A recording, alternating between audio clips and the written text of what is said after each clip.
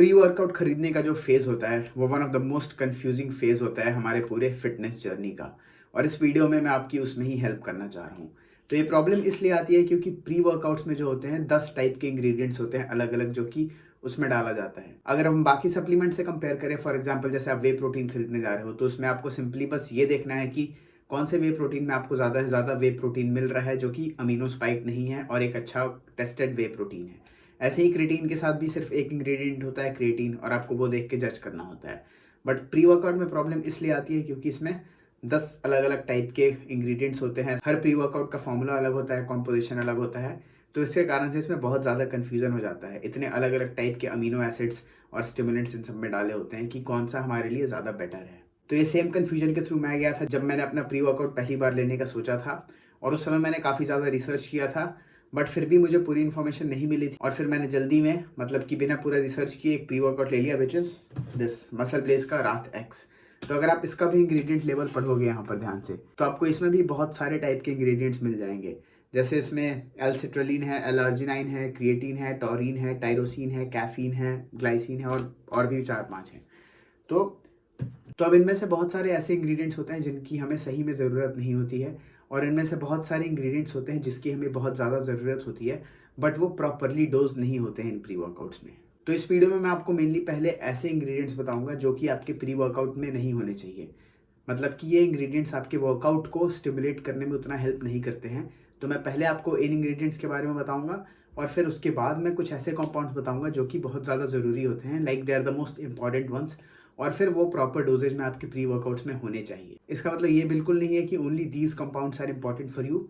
इसके अलावा भी अगर आपके प्री वर्कआउट में कुछ एडेड है, so that will help you, but ये आपके प्री वर्कआउट में प्रॉपरली डोज्ड होने चाहिए। और ये जो भी इंग्रेडिएंट्स मैं बताने जा रहा हूँ और इनके जो डोजेज हैं, वो रिसर्च के अकॉर्डिंग जो डोजेज आए हैं ऑन नॉर्मल पीपल और ऑन नॉर्मल हेल्दी पीपल, वो हैं। अगर आपको किसी तरह की हेल्थ प्रॉब्लम है या फिर अगर आपको कोई और इशू है, तो मे बी आपके लिए डोजेज या फिर इनका कंजम्पशन वेरी कर सकता है। तो पहले हम बात करते हैं ऐसे कंपाउंड्स की जो कि आपके वर्कआउट पे इंस्टेंटेनियसली कोई इफेक्ट नहीं डालते।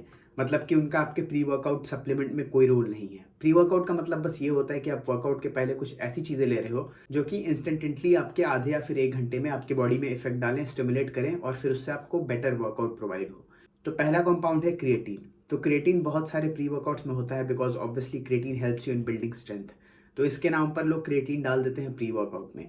बट क्रिएटिन का क्या होता है कि हमारे बॉडी पे इंस्टेंटली कोई इफेक्ट नहीं दिखता। क्रिएटिन का इफेक्ट हमें एक लंबे टर्म में दिखता है। क्रिएटिन अगर आप डेली डेली लो तो फिर वो आपको लॉन्ग टर्म में हेल्प करता है। और अगर आप नॉर्मली क्रिएटिन का कोई सप्लीमेंट ले रहे हो, देन आपके प्री वर्कआउट में ज़रूरी नहीं कि क्रिएटिन हो, क्योंकि वो आपको डायरेक्टली वर्कआउट में कोई हेल्प नहीं करता। Creatine is not a stimulant. तो इसलिए क्रिएटिन का वर्कआउट में होना बिल्कुल भी ज़रूरी नहीं है, और इसे वर्कआउट में नहीं होना चाहिए। It's a waste. और दूसरी जो चीज़ है वो है BCAAs। BCAAs का भी ऐसा कोई इंस्टेंटली हमारे वर्कआउट पे इफेक्ट नहीं पड़ता है। तो BCAAs का हमारे प्री वर्कआउट में कोई भी रोल नहीं होता है। और अगर आप नॉर्मली अपना डेली प्रोटीन गोल हिट कर रहे हो, साथ में आप वे प्रोटीन ले रहे हो या फिर हेल्दी सोर्सेज से प्रोटीन ले रहे हो, तो इनमें ऑलरेडी BCAAs प्रेजेंट होते हैं, that is branch chain amino acid. तो ये अमीनो एसिड्स इनमें ऑलरेडी प्रेजेंट होते हैं, और आपको बाहर से इनको सप्लीमेंट करने की कोई ज़रूरत नहीं होती है। और स्पेशली प्री वर्कआउट्स में, क्योंकि ये कोई स्टिमुलेंट नहीं है और ये अचानक से आपके वर्कआउट में कोई बहुत बड़ा इफेक्ट नहीं डालेंगे। तो इसलिए इन दो कंपाउंड्स का प्री वर्कआउट में कोई भी काम नहीं होता है, that is creatine and BCAAs। और आपको जो एक और चीज़ अवॉइड करना है, दैट इज़ प्रोप्राइटरी ब्लेंड। इसमें क्या होता है कि कंपनीज सीक्रेट के नाम पे, मतलब सीक्रेट इंग्रेडिएंट्स के नाम पे, इसमें कोई भी इंग्रेडिएंट डंप कर देती हैं और उसको एक ब्लेंड का लेबल दे देती हैं, और आपको एग्जैक्ट उसमें कौन सी इंग्रेडिएंट्स है वो पता नहीं चलता है।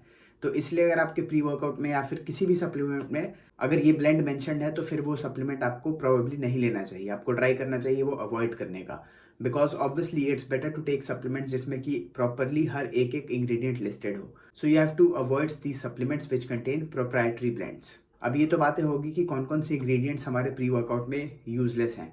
अब इसके बाद हम बात कर लेते हैं कौन कौन से इंग्रेडिएंट्स हैं जो कि हमारी सही में हेल्प करते हैं in having a better workout. तो सबसे मेन चीज़ जो होती है प्री वर्कआउट्स में, जो कि ऑलमोस्ट हर प्री वर्कआउट में होती है, दैट इज कैफीन। तो कैफीन एक बहुत ही हेल्पफुल सप्लीमेंट होता है, जैसा कि आपको पता ही होगा, इट इज़ कॉमनली नोन। अगर जो लोग प्री वर्कआउट नहीं लेते वो भी ब्लैक कॉफ़ी पी के ही जाते हैं वर्कआउट के पहले, तो कैफीन हमारी बहुत हेल्प करता है। वो फोकस बढ़ाने में हेल्प करता है, हमारे वर्कआउट को बेटर बनाने में हेल्प करता है, और बाकी भी ओवरऑल कैफीन के बहुत सारे बेनिफिट्स होते हैं। तो प्री वर्कआउट्स में मोस्टली जो भी इंग्रेडिएंट्स होते हैं यूजफुल, उनके दो ही काम होते हैं, आपका अलर्टनेस और फोकस बढ़ाना जिम में, फटीग को कम करना, और फिर आपको पंप दिलाना इज़ द मेन थिंग। तो पंप दिलाने के लिए जो एक और बहुत यूज़फुल सप्लीमेंट होता है जो कि ज़रूरी होता है एक अच्छे प्री वर्कआउट में, दैट इज़ एल-सिट्रलिन। तो एल-सिट्रलिन क्या करता है कि वो आपकी बॉडी में नाइट्रिक ऑक्साइड बढ़ाता है, जिसके कारण आपका बेटर ब्लड फ्लो होता है, आप एक्सरसाइजेस बेटर परफॉर्म कर पाते हो और फिर आपको एक्सरसाइजेस के बाद एक अच्छा पोस्ट वर्कआउट पंप भी मिलता है। तो L citrulline is one of the most important ingredients in your pre workout after obviously caffeine. तो एल-सिट्रलिन का जो डोजेज है वो 6 टू 8 ग्राम है। तो अगर आपका कोई भी प्री वर्कआउट है जिसमें कि 6 टू 8 ग्राम्स ऑफ एल-सिट्रलिन है, then that is a good pre workout. तो हमने अभी तक 2 चीज़ों की बात कर ली, कैफ़ीन की, एल-सिट्रलिन की, और 2 और जो इंपॉर्टेंट कंपाउंड्स हैं वो हैं एल-थियानिन और बीटाइन। बीटाइन का मुझे एग्जैक्ट प्रोनाउंसिएशन पता नहीं, इट इज़ BETAINE। ये भी हमारे फोकस बढ़ाने में, अलर्टनेस बढ़ाने में और फिर फटीग को कम करने में और ओवरऑल हमें एक बेटर वर्कआउट देने में हेल्प करते हैं। तो फिर ये थे मेनली 4 इंग्रेडिएंट्स जो कि आपके प्री वर्कआउट में होने चाहिए, बीटाइन, एल-थियानिन, कैफ़ीन और एल-सिट्रलिन। तो ये चारों बहुत इंपॉर्टेंट है जो कि हमारे प्री वर्कआउट में होने चाहिए, ये चारों इंग्रेडिएंट्स। तो अब मैं आपको एक ऐसे ब्रांड का बताता हूँ नाम जिसमें कि मुझे ये प्रॉपर रिसर्च करने पे ये सारे सप्लीमेंट बिल्कुल प्रॉपरली डोज्ड मिले। दैट इज उसमें एल-सिट्रलिन था 6 टू 8 ग्राम्स के बीच में, क्योंकि मोस्टली प्री वर्कआउट्स में यही होता है कि उसमें एल-सिट्रलिन ही काफ़ी कम होता है। फॉर एग्जाम्पल अगर आप इसका ही देखोगे तो इसमें भी एल-सिट्रलिन सिर्फ और सिर्फ 3 ग्राम्स है पर सर्विंग, और नॉर्मली हमें 6 टू 8 ग्राम का डोजेज चाहिए होता है एक हेल्दी इंडिविजुअल को। तो दैट्स द रीज़न। तो मेन जो सप्लीमेंट्स लैक करते हैं वो एल-सिट्रलिन में ही लैक करते हैं। तो ये जो ब्रांड है ये है गेयर एसेंशियल्स का। इसका जो प्री वर्कआउट है इसमें आपका एल-थियानिन, बीटाइन, एल-सिट्रलिन और कैफ़ीन, ये चारों बिल्कुल प्रॉपरली डोज्ड हैं।